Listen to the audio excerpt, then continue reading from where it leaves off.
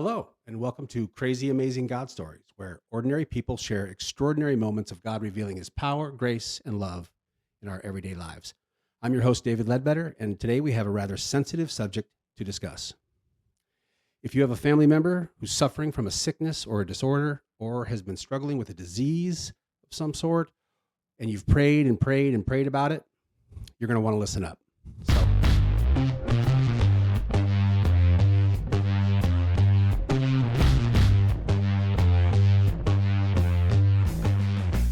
So when I was 16 years old, I lost my dad to cancer. He died in our living room. He was sick for over a year, so we saw it coming. When I was 50, my mom died of cancer. She also died in our living room. We saw that coming too. And sometimes no matter how much we pray or how much faith we have, God sees it a different way. In Proverbs 19:21 says, "There are many other plans in the minds of a man, but it's the purpose of the Lord that will stand." I remember asking some people why God wouldn't heal my dad. And without saying it, they said, I didn't have enough faith. And that hit hard. And you may remember the story in Matthew where the woman with the 12 years of blood flow touches the hem of Jesus' garment. And when she's healed, Jesus says, "Your faith has made you well." Faith is a very common theme in the Bible. It would seem faith is very important to Jesus. What if God decided to heal someone in order to build your faith? It's one thing to have a grandparent or a parent who's getting older and is suffering with the things that come with old age, but it's a whole different thing when your child, whom you care for, is suffering, and there's nothing you can do. Today, we're going to hear from a woman who's found herself in the exact situation. She's going to tell us about a time when God turned a trial into a blessing for both her and her daughter. Please welcome to the show, Christine. Hello, Christine. Hi, Dave. How are you? I'm doing well. Thank you. It's great to have you. Thank you so much. Good. So tell me a little bit about yourself. You're a realtor? I am. I've been a realtor for almost 23 years. Oh, wow. So you've sold some houses. I have. Is it mostly residential? Yes, I would say all residential. So no commercial. Commercial is the most boring real estate there is. So I've heard. So, yeah, I think that you have to have like a specialty to get into commercials. So I just stuck with residential all these years. Oh, I don't think I knew that. So tell me a little bit about what you do all day. Do you show houses? Do you mostly put houses on the market? Well, so because I've been doing it for almost 23 years, when I got started in real estate, actually, I was not married and I did not have kids yet. So I did it full time, sometimes worked 80 hours a week. Eventually, I got married and started a family. And so that changed quite a bit, where my main priority at that point was taking care of the kids. So I continued doing real estate, but more on the side. As my kids have gotten older, I went back into it more full time. So, but I actually homeschool my kids as well. And actually, nice. Yeah. Nice. My sister homeschools her kids. Really? Yeah, that's the way to go now. Sorry to interrupt you. Go ahead. No, I was just going to say I had some exciting news. My oldest son just graduated from high school yesterday. Very nice. So my nephew just graduated. Oh, congratulations. He's on the national swim team. I'm pretty impressed. Wow. Yeah, his dad was like that too, though. His dad was That's incredible. Very athletic guy. Very good. So what kind of food do you like? What's your... So I love all food, to be honest. I mean, there's nothing... I actually really like trying things that are interesting. So there's nothing off limits, at least once. So what's interesting in your mind? When I was a teenager, I traveled to Spain and I had to try several interesting things. My mom had always taught me, if you're a good guest, you never, ever turn down a meal someone presents in front of you. So, my mom said the same thing. Yeah. So they provided me some really weird things. At one point, I had to eat some sort of soup with fish eyeballs in it. Ooh, now that is interesting. Yeah. I don't know if I could have pulled that off. And then they also fed me some sort of weird thing. I don't know if they were snails, but they were still alive. And you had to like pinch them in the bread and then just eat them. That is interesting is the right word for that. My son used to be like that. He used to eat things that I would never touch. And he used to laugh when he'd show it to me. I mean, when he was a little kid, he would show me like squid and all this stuff. He'd have me take him to places and I'd be like, I'll just get the chicken and rice. Ugh. He thought it was hilarious. He still eats gross stuff. So, what kind of music do you like? I really do like all music, but I'm almost embarrassed to say this. 80s music is by far my favorite. Oh, 80s was the greatest. What are you embarrassed to say that? What do you mean? It was the greatest genre. Well, because my kids tease me about it. The funny thing is with like TikTok and Instagram, all the 80s has come back. So my kids, who are all just like teenagers right now, all know all the songs that I was singing when they were kids. And they thought I was like completely out of touch with. Now, the 80s had there's two separate genres in the 80s music. So what do you consider to be 80s music? Well, Name your top two bands. okay. I loved Madonna Okay. and like Annie Lennox. Okay. Yeah. So That's good stuff. That's good stuff. Right on. Okay. Excellent. Now, what kind of hobbies make you lose track of time? Oh, well, it's funny because as a child, I wanted to be either an artist or a veterinarian. And I never formally took like an art class or anything like that, but I absolutely loved doing it. But with kids, I never ever found the time. And it wasn't until about, I don't know, maybe a year and a half, 2 years ago, I decided I wanted to start painting. And surprisingly, like I never have enough faith in myself on this, but everybody's pretty impressed. They say I could actually sell portraits. So I love doing portrait paintings. Very nice. Very nice. All right. So let's talk about your relationship with God. When did you first start to feel God's presence? When did you first meet the Lord? Well, I feel like I was brought up in a very different way than I guess most people that I've gotten to know. It was in the 70s when I was born. So it was maybe the radical 70s movement. So my parents, Same here. yeah, they did a lot of like in-home church stuff. And apparently like I had never not known the Lord, if that makes sense. But even my father told me that, like, for instance, my sisters and I all received the gift of tongues when I was about 3 years old. We were singing and worshiping in the living room. We all just started speaking it. And, but I would say that although I've known the Lord my entire life, something shifted in my 30s. And it was at this point no longer just stuff I had grown up with. It became very personal and intimate. You went to another level. Definitely. How long have you been close with Jesus? I would say going on a good 15, 20 years now. Oh, wow. That's solid. He'll definitely say that he knows you when the time comes. I hope so. So do you read your Bible? I do. Do you read it every day? No, I don't. So if you had to say that you have a favorite passage or a terrifying passage, what passage in the Bible sticks out to you the most? I think that different passages at different times resonate with me. And I would say the one in the last few years that resonates with me the most is the one that talks about, what is it? It's search out your own salvation with fear and trembling. Okay. Okay. Mm-hmm. Very nice. I heard an analogy not too long ago, because all my life I've heard about the phrase, fear the Lord, but I never really had that kind of relationship with the Lord where I would be afraid of him. And this guy said, this was the analogy. He said, have you ever sat on the edge of 1,000-foot cliff, like on the Grand Canyon, and had your legs hang over? Yes. Where it's beautiful. It's amazing. It looks incredible. But at the same time, you're like, whoa, this is a lot bigger than me. He said, that's the fear of the Lord.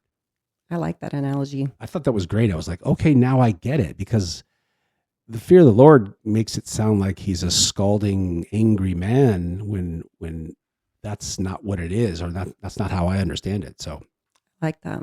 Okay. Well, let's get you going. I want to hear your story. Okay. I think everybody's going to really enjoy this. I know we talked on the phone the other day. I was very moved at how connected you seem with God. And I've been looking forward to this since then. So let's get us started. Get us started from the beginning. And then if you can go in chronological order, tell us what happened and when and where. Okay. Well, thank you. So my story, I had at the time a son who was about 6, and my daughter was about 4 years old at the time. And just a little bit about my daughter, she was completely normal. healthy, happy. She was my easiest child up to this point. Very abruptly, she started changing her behavior. And at 4 years old, she had started complaining of her brain being hot, like her head was hot. Initially, That's pretty specific. it was, especially for a 4-year-old. So I thought she must have a headache. I would ask her, like, does your head hurt because you have a headache? And she was very clear that it had not been a headache. So I didn't think a whole lot of it, but she kept complaining of this. And she knew the difference between a headache and what she was feeling. well, yes and no. I mean, that's why I think I struggled at first, because I had thought to myself, it's got to be a headache. Because again, 4 years old, but she kept saying her brain was hot. So with that being said, I kind of just like pushed it aside. I didn't like the idea of my 4-year-old having constant headaches. Then she started complaining of like her left arm going like numb. That's when I started getting, I guess, a little bit nervous as a mom. I'm like, is she having anxiety? Is she having a heart attack? Like, what is going on? I don't know. It's hard to tell when a little kid, right? Yeah. You're like, are they just trying to get attention? What's wrong? Yeah, I just felt like her communication was clearly limited as to what she could actually explain to me. Mm-hmm. We had always called her our Sour Patch Child. She was sweet. Well, this had started happening. She would be really sweet, and then she would be very sour, and then turn around and be really sweet afterwards. Oh, We thought that was just going to be her personality. So prior to that, she had had a concussion as a baby. You know how babies are very wobbly, and she was sitting in my husband's lap at a restaurant, and he maybe didn't have her upper body supported, and she leaned forward, slammed her head against the table, and got a concussion. yeah, they can wiggle out of your hands. Yeah. And then a few years later, she was sitting on a stool in the kitchen, and her older brother came up behind and like shoved the chair, and she went backwards and hit her head. Oh, no. Yeah, we had to like rush her to the hospital. So when I had called the pediatrician, and I kind of had told them I was concerned about her recent complaining of her head, they asked about her history, and I had mentioned the concussions, and they said, you know what, because of the concussions, let's get her in to see a specialist. I thought, okay. So I had called, they sent me to Phoenix Children's Hospital. And when I called down to Phoenix Children's, there was like a 2-month wait. And at this point, I was starting to get a little bit nervous because her behavior had started changing. And as a mom, like, I was starting to get just really nervous. Yeah. With her head constantly hurting, saying her brain was hot. Especially when the doctor says, yeah, let's get her in for tests. That does kind of make you go, well, what do they think? Absolutely. And I think that, you know, at this point, I'm the type that can run away with my thoughts.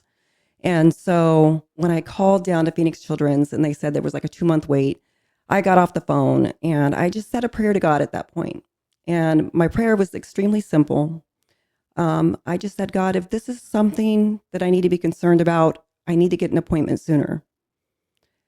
Within 5 minutes of that prayer, I got a call back from Phoenix Children's Hospital saying, you know what, we have an opening. We can get her in this, like, it was within like 2 or 3 days from that time. Wow. But when we were done with all the questions, she said, I want to order some blood work, but I think your daughter has something called PANDAS. PANDAS. And that stands for Pediatric Acute Onset Neuropsychiatric Syndrome associated with Streptococcus. Wow, that's a mouthful. It immediately like attacks the brain and inflammation, and it causes your child's complete personality to change almost overnight. And so what we started experiencing were things like rage, extreme anxiety, OCD. It got really, really bad to the point where at 4 years old, she was washing her hands so much that they were bleeding. In the end, we were living through hell, basically, with the extreme symptoms that she was having. For instance, at one point, my note said she's easily agitated. She had an extreme sensitivity to clothing, to the point where it would take me hours to get her dressed. She wouldn't allow me to dress her. And so like a simple thing, like trying to get out of the house to go somewhere, I literally couldn't put clothes on her. Oh man, that changed your whole life. It did. And then like her OCD, she, here was a funny, it's not really funny, but in hindsight, now that she, is where she's at, I can think about this, but she would fix her chair to sit in it over and over and became enraged if someone talked while she was trying to adjust her chair. Like just trying to like get in her chair if it made a weird noise. She would lose her mind over that. She would just snap from that. Yeah. She would fix like the Capri Sun drink until it's perfectly straight with no wrinkles in it. And again, these things would like set her off so badly that like she would end up just like falling apart basically. I bet that just seemed like a huge uphill climb in your life. I mean, having to deal with that on every day, trying to go out to eat or just trying to have people over. Oh, I actually got to the point where I didn't really have people over because home was her safe place. And so she could try to hold herself together out in public, but then when she'd get home, she would lose it all. It was her safe place to fall apart, so to say. So I think that was one of the hardest things during this whole time was that most people didn't see what we were actually going through. And my husband had his own struggles in that at the time because it was a relatively new diagnosis in general. In fact, for people in general, like yes. They didn't know a lot about it. Yes. And because when people don't know a lot about a disease or something, they tend to write it off. And so the crazy thing is that the neurologist that we were to see, come to find out, she was and still is one of the groundbreaking neurologists who discovered and began working on this. Oh, wow. Yeah. I had no idea when we went to see her. So it was almost like, even though we were going down this path that we had no idea what we were going to be going through, God already had it in control. He steered you right into the right person. Absolutely. That is fantastic. Yeah. She got worse, a lot worse. So how long, did she progress? Did she start out with like minor symptoms, like just the hot brain, and then it progressed worse, or did it start out right away with all this stuff? No, it progressed. And I think that's why it was so tricky. You're starting to see these subtle changes in personality. So how did her siblings respond to this kind of situation? Was it a nightmare for them as well? It was. They tried to understand the best they could. Her older brother was old enough to maybe understand. We would just say, your sister's really struggling. Just stay out of her way. The younger one was too young to understand it, but she would, in her fits of rage, go after them and like scratch their faces up. She didn't care about repercussions. So it wasn't like she was being a brat and you could, punish her and put her in timeout and she'd get over it. She didn't care about consequences whatsoever.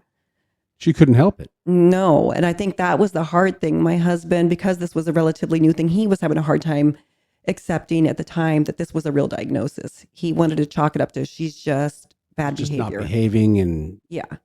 And I mean... thought he could incentivize her out of this problem. Yeah. And I kept trying to tell him this is not the case. Like, I know my daughter. I know this was not her personality. We do know kids change over time. Personalities change. They try things. But it was completely different. And we just watched her progressively get worse. And then, we'd maybe get out of cold and flu season. Maybe she was not around those things that would cause her to flare up and her personality would go mostly back to normal. And so there was all sorts of triggers, like going to public pools where there was lots of chlorine, getting dental work done. Any of these things can cause major triggers.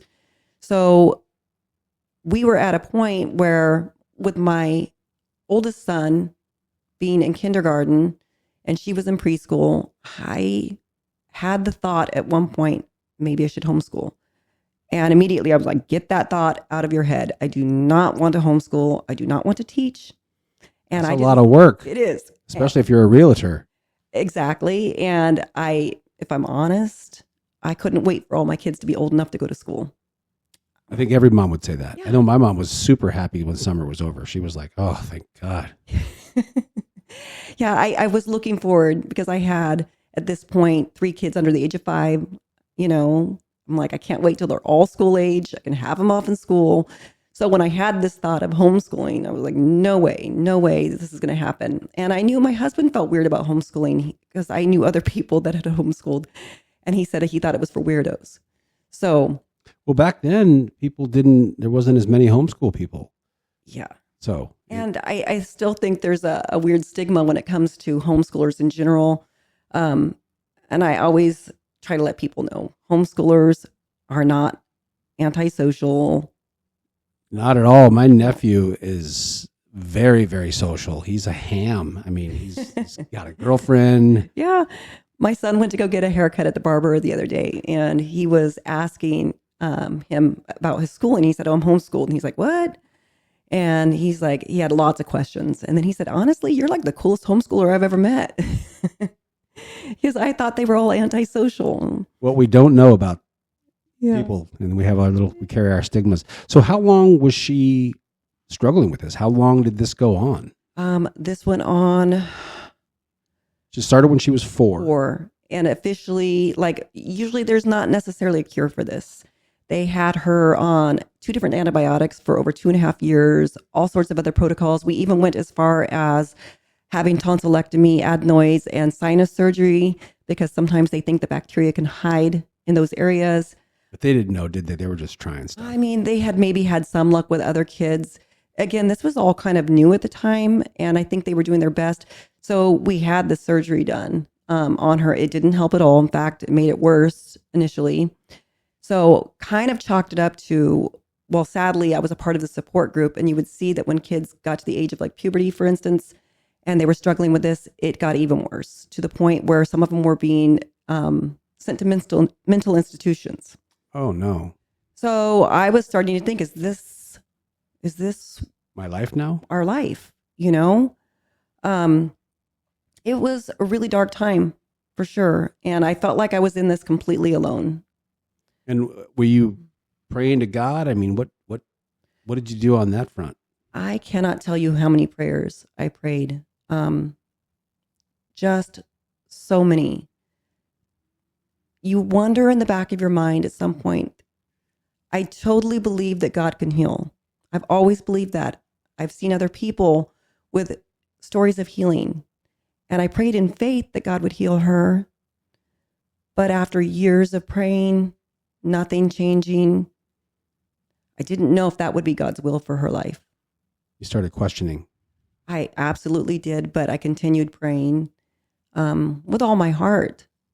Just prayed and prayed and prayed. And, you know, the interesting thing is that we don't understand God's ways and his way of going about things. And so he was working on something me at the same time.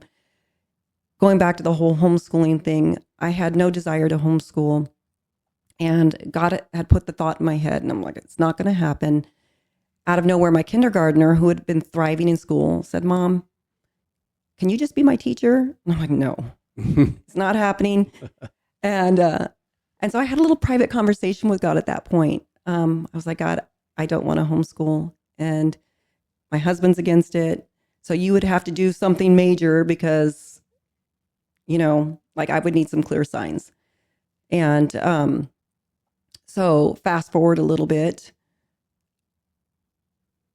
My daughter was getting ready to graduate preschool, and they do like this whole end of the year thing and assess where your child's at. And I knew that meeting was coming up, and I had registered her at the kindergarten. We were out of district, so I had to like get on a waiting list. And it was funny because I drove up to the school one day, and clear as day, God told me, "You can go register her, but you're not going this route." And You knew it. You felt like, well, I'm wasting my time, but yeah. God told you this is Well, not what's happening. I fought God tooth and nail. I said, "Oh no, my kids are going to school." Like I remember wanting to cry when God told me that. I'm not homeschooling. Are you kidding me? I did not want to homeschool. So what did I do? I ignored God. I went in and registered her anyway. Of course. And then this meeting came up, and God was doing a work on me at this time. And out of the blue, my husband had said, when I had mentioned homeschooling, he's like, "Yeah, maybe." And I was like, "Oh no." Definitely. Like, I don't want everybody to be on board for this. And I told God, I said, I need a clear decision on this. Like, I need her preschool teacher to tell me this is a good idea. So when we went in for the meeting, she was, sorry, she was trying really hard to be as nice as she could to let me know that my daughter was not doing great. And again, we were in the early stages of this disorder, so we didn't know a whole lot about it.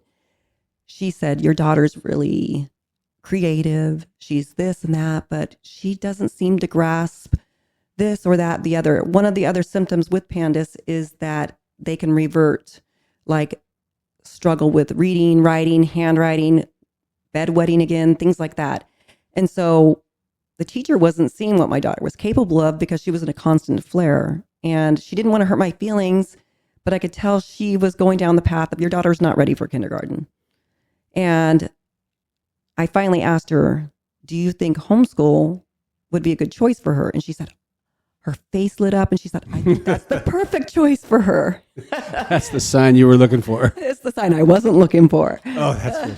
I got teary-eyed, and it was only because I was pouting. I was like, oh, now I know what I have to do. So that was the decision we made.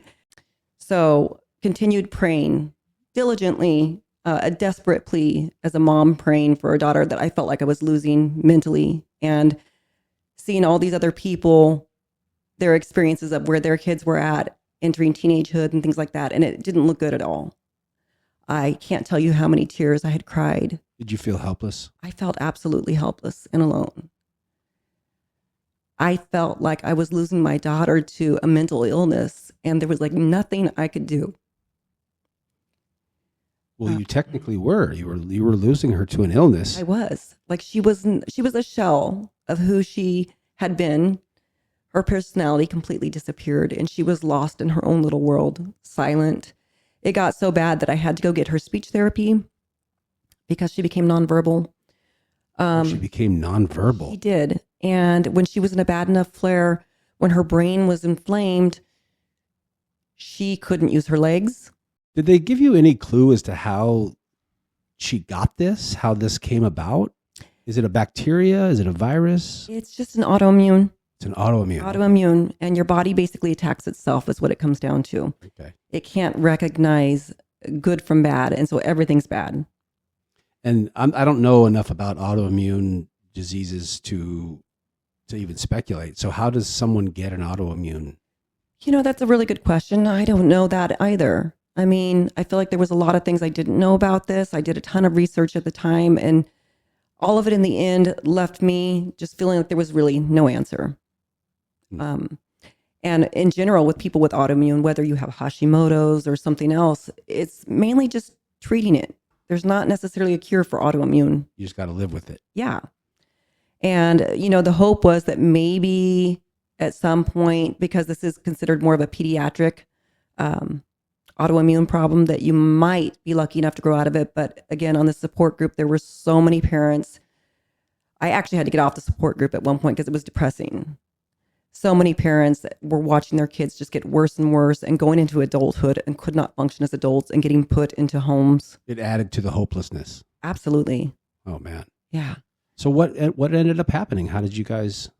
So this is where I think I'm so grateful. I'll always be grateful. There's nothing I did to deserve this.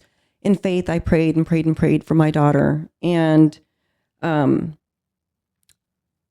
one day, my daughter and I were driving somewhere, and out of nowhere, she tells me, "Mom, I'm healed."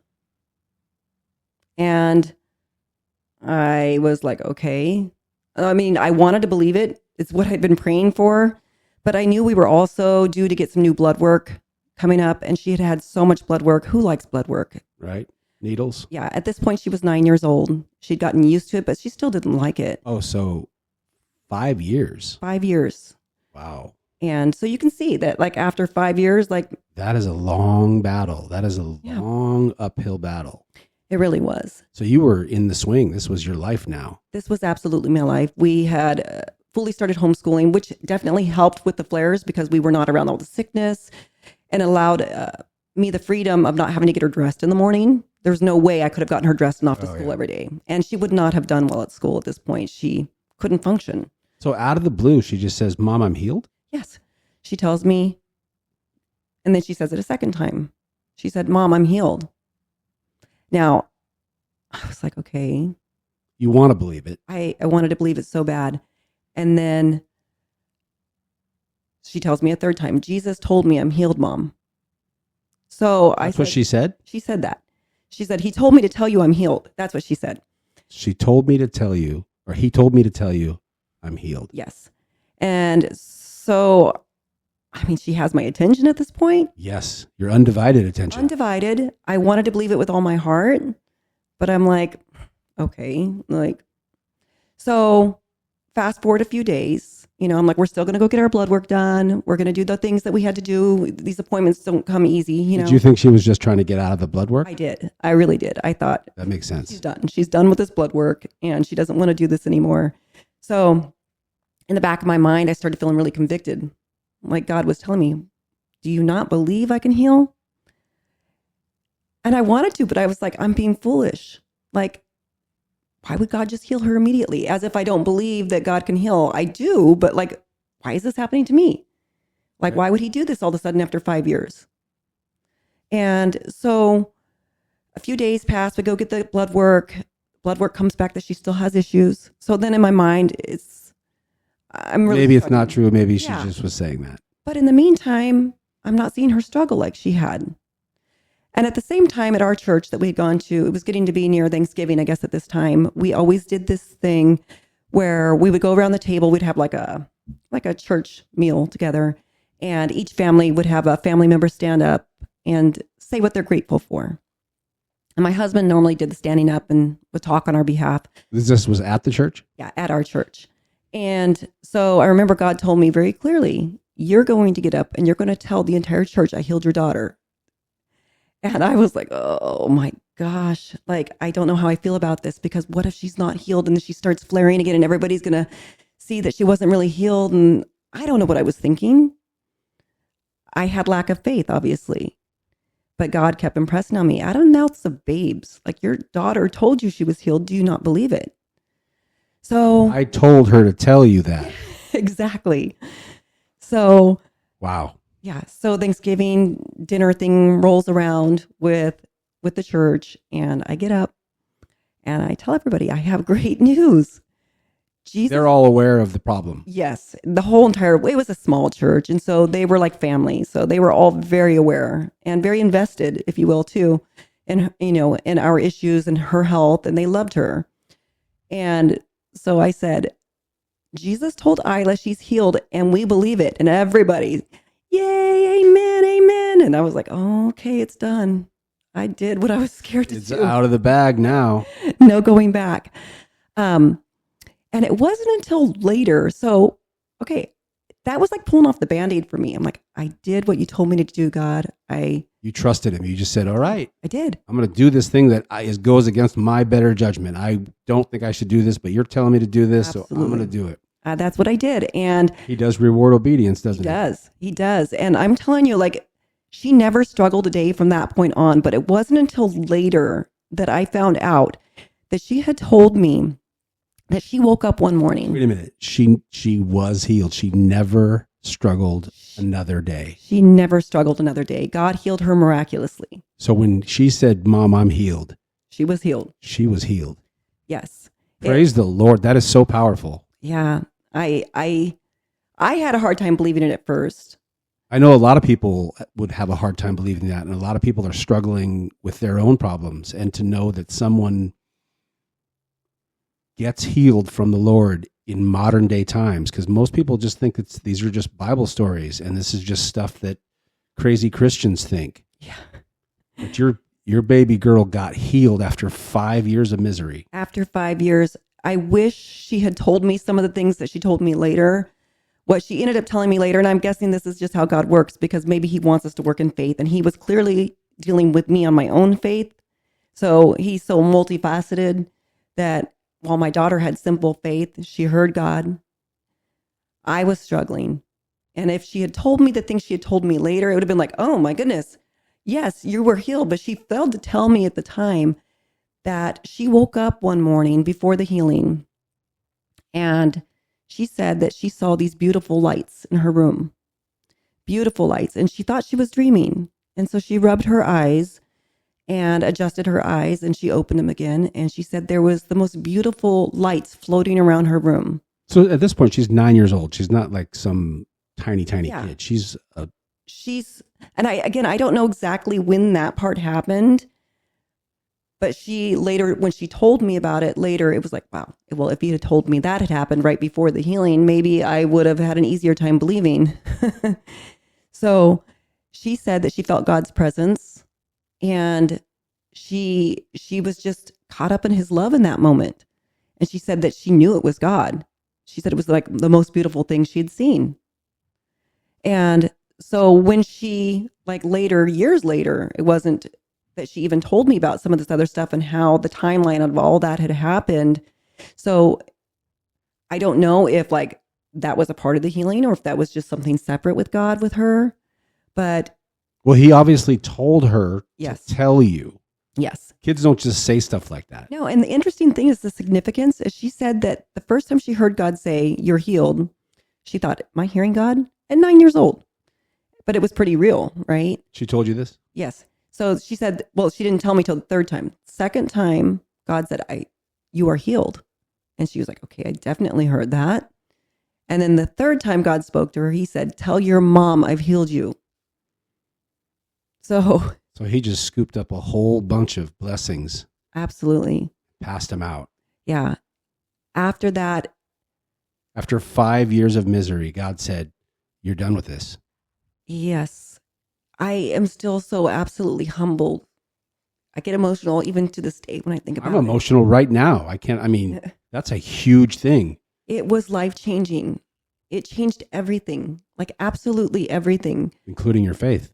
Absolutely. I mean, I don't know how God always works. I told the homeschool part because, God was working with me on other things. I had made so many promises to God in my pleading and begging for him to heal my daughter. I said, if this is what it took for me to homeschool, then I will promise to homeschool until they're out of high school. I'll do it forever. If this is what it takes, just heal my daughter. I will stay true to my promise to you. And I don't know in the end if that's what God was trying to do. Obviously, he was teaching me a lot more than just that, but more will be revealed. Absolutely. That's what I guess. I mean, in the end, I think we'll know the mysteries one day. So how old is she now? She's almost 16 now. Oh, wow. So there's plenty of... Oh, yeah. There were times in my mind I'd wondered, what if she was just having a really good place, in life? But no. There was no way. Like, she is healed. She is so healed. And I'm so absolutely grateful and blessed. And even after all these years, I'm like, how did I not have faith? But like, there was nothing that I did good enough. I didn't deserve anything. It was because of God's mercy. That's how he does it. Yeah. That's how he rolls. Just his mercy. And I would almost be afraid to see what her life would have looked like had it continued that way, what our life would have looked like. It was a strain. It was a strain on the marriage, on the other kids. Oh, I imagine everybody was. Yeah, we were completely isolated from everybody. And it was a very, very lonely time. And for her to be able to come around completely and be normal. Yeah. So I know God has a plan for her, and it's something she remembers clearly enough that it's made a big impact in her life as well. And it's helped build her faith. Wow, that is incredible. That is an unbelievable story. And now that she's 16, so she's far away from that. Yeah, as normal as you can think of, like completely normal. I bet she's better off now that she got homeschooled. There was one time that she wanted to be public schooled, and I told her, I said, I made a promise to God, I'm sorry. So she accepted it, and she's actually thriving right now. So yeah, when God does something like that for you, you got to keep the promises you made to God. I do. All right, I'm going to ask you a few questions. Sure. And I want you to, if you can, think about them, but just I want your honest, quick answers, okay? We're going to call this the top 3, all right? What are the top 3 things that pull you away from God? in your life? Oh, I would say social media. And sometimes like we get busy being on our phones and getting so busy with other stuff. I would dare to say just life stuff, like being busy with kids and going through things like anybody does. It's easy to get off track and shift our focus to other things. Worldly things? Very worldly. And I would say maybe things that we think are important, but truly aren't. Like, I think we can get caught up in thinking, oh, we need this or that, whether it be work-related stuff or material things. And it's easy to get off track, I think. Okay, that's a good one. All right, so what are the top 3 things that bring you closer to God in your life? In my life specifically, I would say top 3 things is 100% prayer. Big one. Worship. Big one. That's a big one. And I would just say spending time with God, like carving out time. Having a relationship with Him. Yes, a relationship. Where you don't even say anything. Yes. You just listen. Absolutely. I think that, like, the obvious thing seems reading the Bible. And I think you can learn a lot through reading the Bible, and God can speak to you through reading the Bible.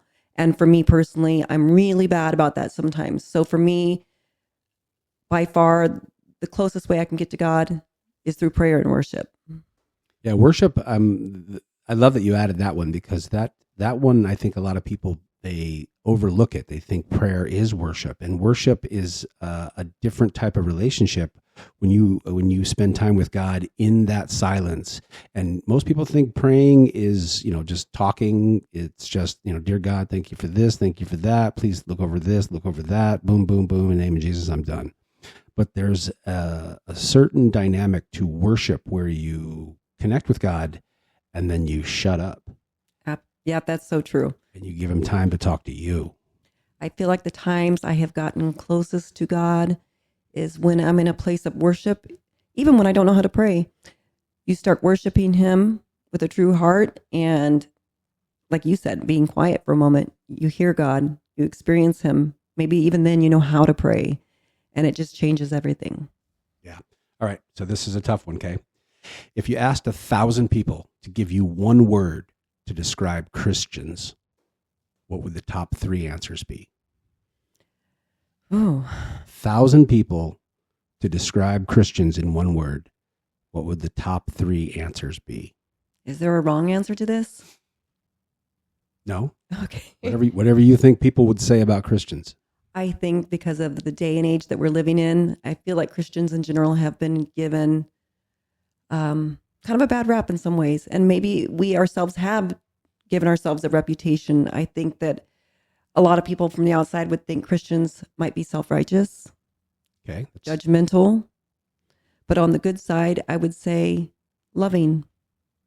Good. I like that. Most people don't go to the good side of what people would say about Christians. I think people are very aware of the negative thing that Christians do, because we do tend to try to see it only one way. And, if there's people that are not necessarily in the swing or spending time with God, it's easy to feel judged, by Christians. And because, sometimes some of us are on fire, you know what I mean? And it's like when you go and you meet a Marine that just got out of boot camp, the first thing they want to tell you is, you got to get in the Marines. I'm telling you right now, it's the greatest thing that ever happened to you.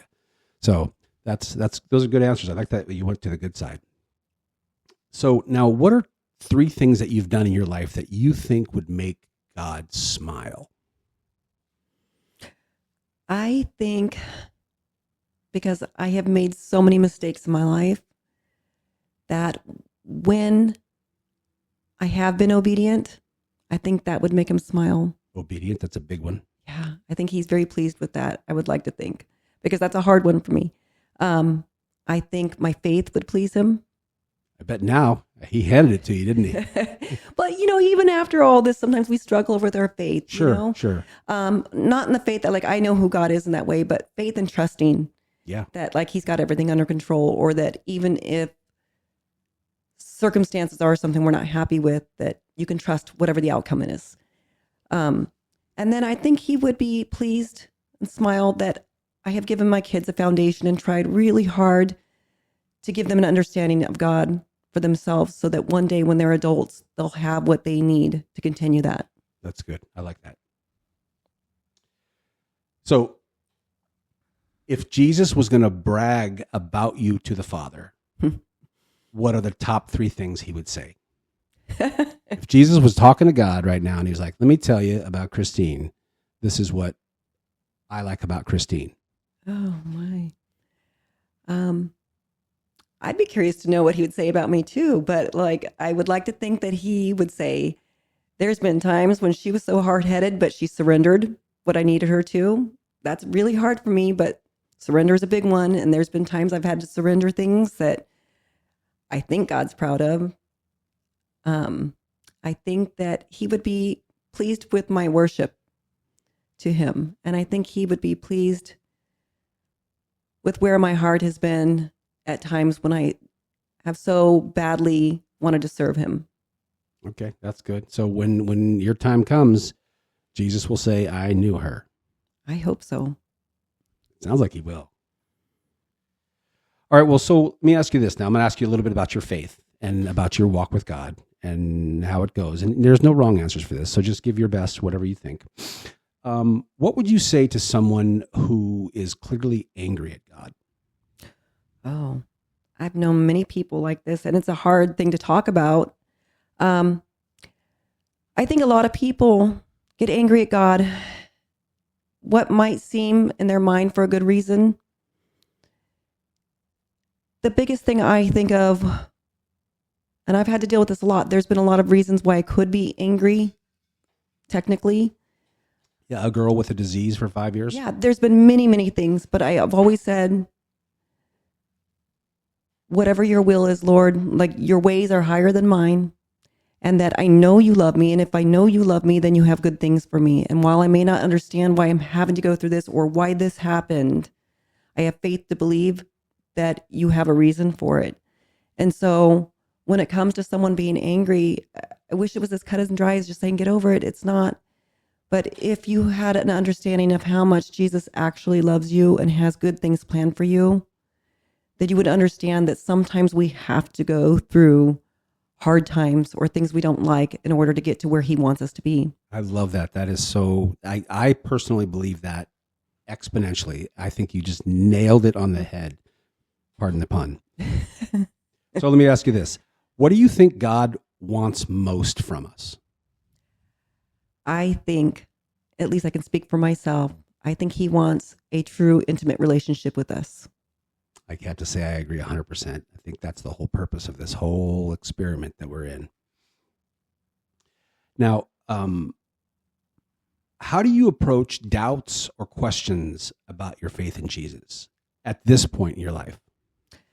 When you say doubts or questions, is that Let's myself? Say, like when you're wondering, like before, when you were wondering, should I be homeschooling? Should I not be homeschooling? Like, how do you approach that? Do you just give it to God? Do you have a process that you use, or what do you do? I would say I try to give it over to God. And what does that look like? How does someone give something to God? Well, if it doesn't need an immediate response, it's hard when you feel like, oh my gosh, I have to make a decision like immediately. But if something in my heart is not certain, then I don't necessarily have that peace. I knew somebody a long time ago. He was an amazing preacher that his ministry was all about prayer walking. And he started off, he was an incredible man. But basically he had said that what he did, and I've always tried to take a little bit of this, is that you start off, let's say God speaks something to you or something, and you have this peace. And then you start going in a different direction. When you lose that peace, you go back to where you had that peace again. Yeah. And so if at any point there's something I've put on the table, I need an answer to, or I'm questioning, if I don't have peace about it, at that point in my mind, I'm like, this is probably not God's will. And maybe I need to be open to something else or go back to where this made a little more sense. Okay. I love that. Like, I know that earlier when we were talking before we came on here, I was telling you how that I have wrestled with the difference between knowing what God's telling me, what I'm telling me, and what the devil's telling me. Mm-hmm. And since I was baptized, I've learned that, when it's God talking to me, it's very powerful inside. Like, it's very powerful. Like, it'll almost bring me to tears. And that's how I know, like, oh, wow, that one was from God. That was not Dave talking. That wasn't the devil telling me exactly what I want to hear.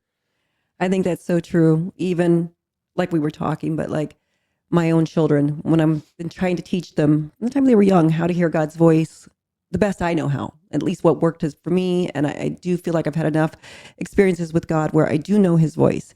And I wanted that desperately for my kids. And so I'm like, sometimes it is so clear. It's like God won't leave you alone about it. It's like what you were saying, so cut and dry that there's no way you could mistake it, Yeah.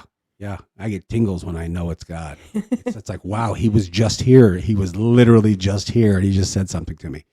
So speaking of that, has there ever been a time in your life where you thought Jesus was ignoring you? Yes. Tell me about that a little bit. Well, we're human. I know that my walk with Jesus has been my entire life. And there's been times in my life where I was not where I ought to be. And I was disappointed in myself. And I thought, surely Jesus must be really disappointed in me. And because of that, I felt like maybe the natural repercussions of my sin or the decisions I had made was Jesus either punishing me or ignoring me because he couldn't even look at me. And so I would have to go back to what the Word of God says and realize that was probably a lot of, condemnation that I was feeling. Jesus convicts, Satan condemns. And so I would have to speak truths to myself about what the Word actually says.